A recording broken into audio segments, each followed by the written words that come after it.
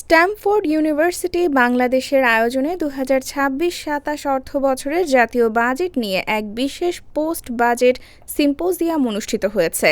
বিশ্ববিদ্যালয়টির business administration ও economics বিভাগের উদ্যোগে আয়োজিত এই অনুষ্ঠানে নীতি নির্ধারক, অর্থনীতিবিদ এবং শিল্প খাতের প্রতিনিধিরা উপস্থিত ছিলেন।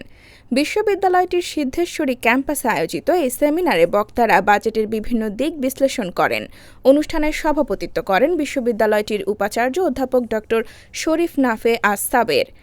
Whether you have enough money, whether you have less money or more money, you get the money, but you need to know how to spend the money. অনুষ্ঠানে প্রধান আলোচক হিসেবে উপস্থিত ছিলেন বাংলাদেশ এনার্জি রেগুলেটরি কমিশনের চেয়ারম্যান জালাল আহমেদ। তিনি আগামী 2030 সালের মধ্যে দেশে বিদ্যুৎ উৎপাদন ক্ষমতা 7,000 মেগাওয়াট উন্নীত করার পরিকল্পনার কথা জানান।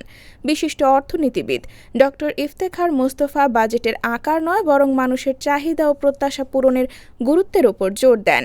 তিনি বাজেটে জনবান্ধব ও পরিকল্পিত পদক্ষেপের প্রয়োজনীয়তা তুলে ধরেন। অনুষ্ঠানে বাজেট নিয়ে ইতিবাচক ও গুরুত্বপূর্ণ আলোচনা করেন বিকেএমই এর সভাপতি মোহাম্মদ হাতেম। প্রথমেই আমি আজকের চেয়ারকে আমি ধন্যবাদ জানাচ্ছি এবং সাথে আমার যারা সহ প্যানেলিস্ট আছেন এতক্ষণ খুব সুন্দর আলোচনা করলেন। অনুষ্ঠানে ধন্যবাদ জ্ঞাপন করেন management and human resource management বিভাগের প্রধান গোলাম রব্বানী। তিনি অনুষ্ঠানে উপস্থিত সকলকে ধন্যবাদ জানান।